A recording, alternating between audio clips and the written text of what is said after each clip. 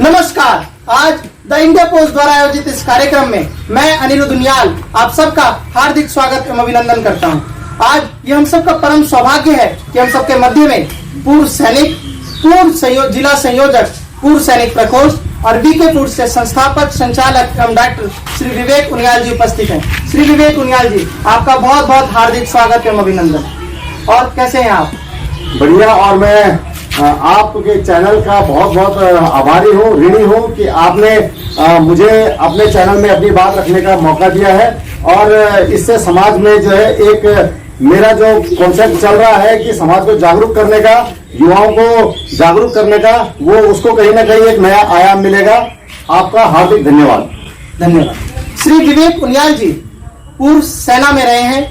इन्होंने सेना में कई वर्ष अपनी सेवाएं दी हैं। देश की सेवा, मातृभूमि की सेवा और राष्ट्र की सेवा में अपना जीवन सदैव तत्पर रखा है।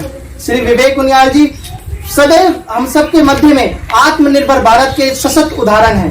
किस प्रकार सेना से सेवानिवृत्त होने के बाद उन्होंने जैविक खेती कर, ऑर्गेनिक खेती कर समाज में जागरूकता फैलाने का कार्य किया है, वो भी हमारे मध्य में उदाहरण है। आप कृपया अपने सैन्य जीवन के बारे में हमारे दर्शकों को बताएं।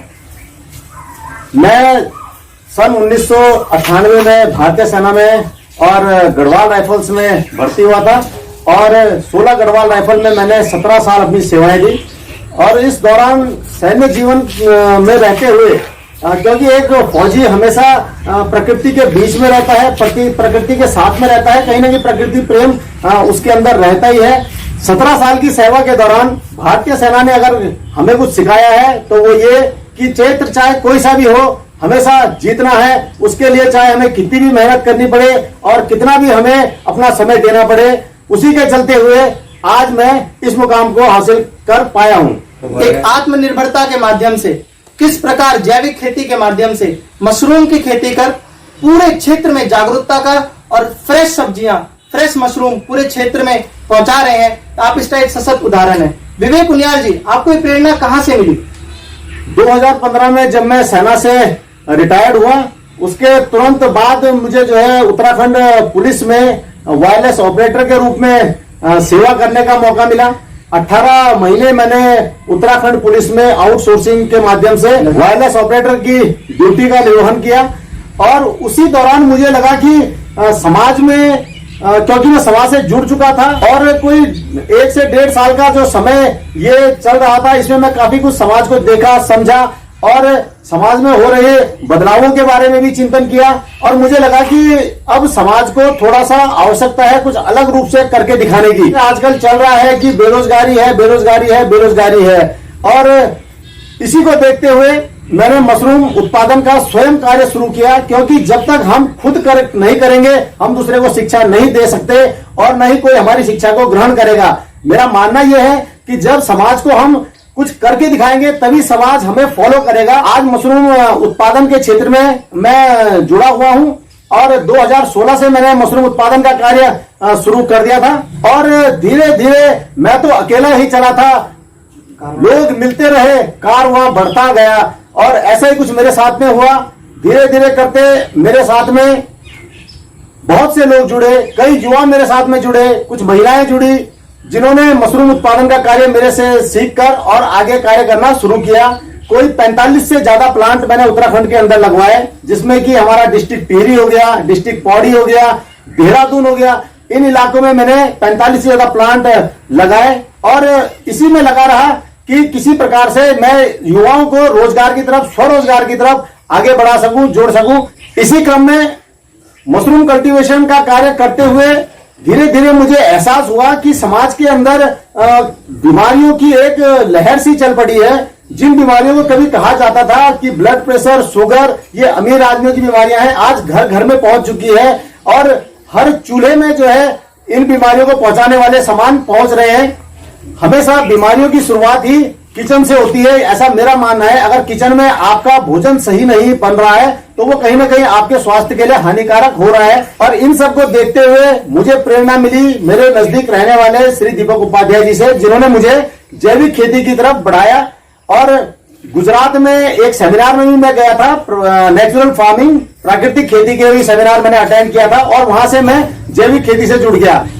आज मैं एक जैविक उत्पादक के रूप में भी कार्य कर रहा हूं और मेरे टोटल खेती में जो है जैविक होती है और जैविक पे ही काम करता हूं और साथ में समाज को भी जागरूक कर रहा हूं कि जैविक अपनाएं। इसी क्रम में मैंने अपना YouTube चैनल भी खोल रखा है, वीके फूड्स बालावाला करके। अपना फेसबुक पेज है वीके फूड्स बालावाला, जिसमें मैं ऑर्गेनिक से संबंधित, मशरूम से संबंधित जानकारियां डालता हूं। आपको किस प्रकार से कीटनाशक बनाने हैं, किस प्रकार से आपको जैविक खाद बनानी है, इस प्रकार के जानकारियां मेरे इस चैनल और फेसबुक पेज में आपको मिलती रहेंगी। आपको क्या लगता है रासायनिक खेती के क्या क्या फायदे हैं जो हम आम खेती करते हैं उसमें नहीं होते हैं? देखिए, रासायनिक हर चीज के पॉजिटिव और नेगेटिव, सकारात्मक और नकारात्मक चीजें निकल के आती हैं। आज जैसे भारत की जनसंख्या 130 करोड़ से ऊपर हो चुकी है। इस अगर जनसंख्या को देखा जाए तो अगर हम जैविक कृषि की तरफ जाएं तो अगर सरकार आज ही यूरिया, डाई, कंपोस्ट ये सब बंद कर दे, रासायनिक खेती बंद कर दे, तो मुझे लगता है कि ये संभव नहीं है। पूरे देश के लिए आज के समय में जैविक अनाज की हमारे पास स्टॉक है या हम उसकी पूर्ति कर सकते हैं।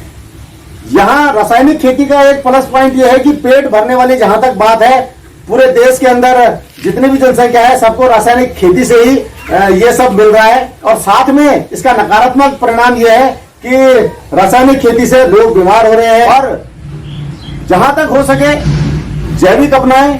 जी, तो आपने बताया कि क्या क्या फायदे हैं ऑर्गेनिक खेती के। विवेक उनियाल जी, माननीय प्रधानमंत्री जी ने आह्वान किया था कि युवा जॉब सीकर ना बनकर जॉब क्रिएटर बने।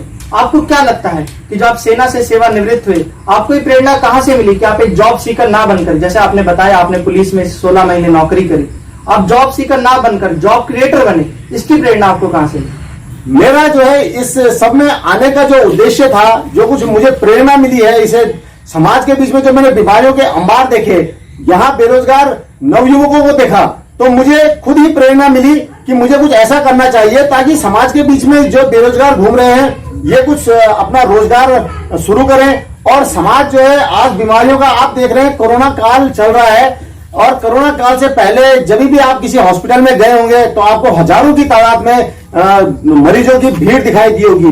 तो ये सब जब मैंने देखा तो मुझे लगा कि क्या मैं कुछ इसमें अपना योगदान कर सकता हूं।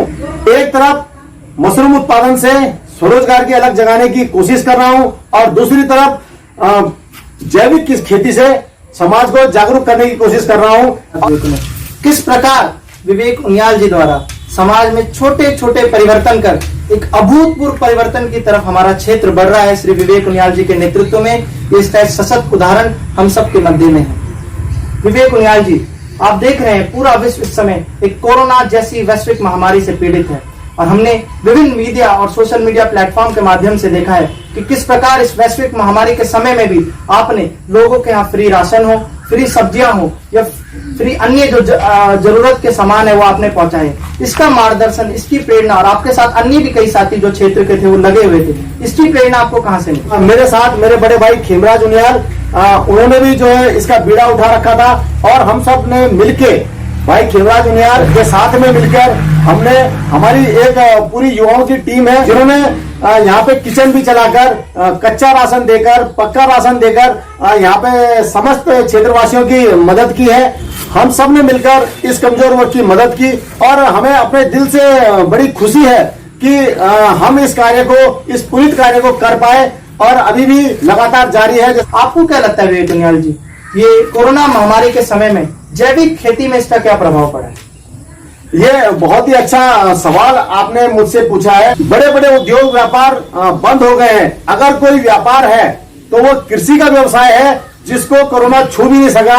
एग्रीकल्चर ऐसा फील्ड है जिसको इस कोरोना काल में किसी प्रकार का नुकसान नहीं हुआ। सरकार ने जो है घर घर जाकर इस व्यवसाय को बढ़ाया है। देखिए, सब्जी हो, राशन हो, आपका दूध हो, जो आपकी जरूरत की चीजें हैं, बेसिक नीड जिसको कहते हैं, वो सरकार खुद बंटवा रही थी। उनकी दुकानें समय समय पर खुल रही थी और आप इससे अंदाजा लगा सकते हैं कि हमारे जीवन के लिए महत्वपूर्ण क्या है। वो बड़ी बड़ी गाड़ियां, वो बड़े बड़े शॉपिंग मॉल या 2 टाइम का भोजन।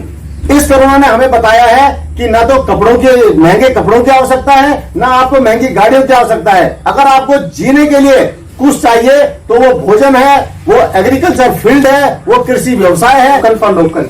अभी हम देवभूमि उत्तराखंड में हैं और ये भूमि सैनिकों की भूमि है, ये भूमि युवाओं की भूमि है। और माननीय प्रधानमंत्री जी ने कहा था कि पहाड़ का पानी और पहाड़ की जवानी दोनों का सदुपयोग होना चाहिए।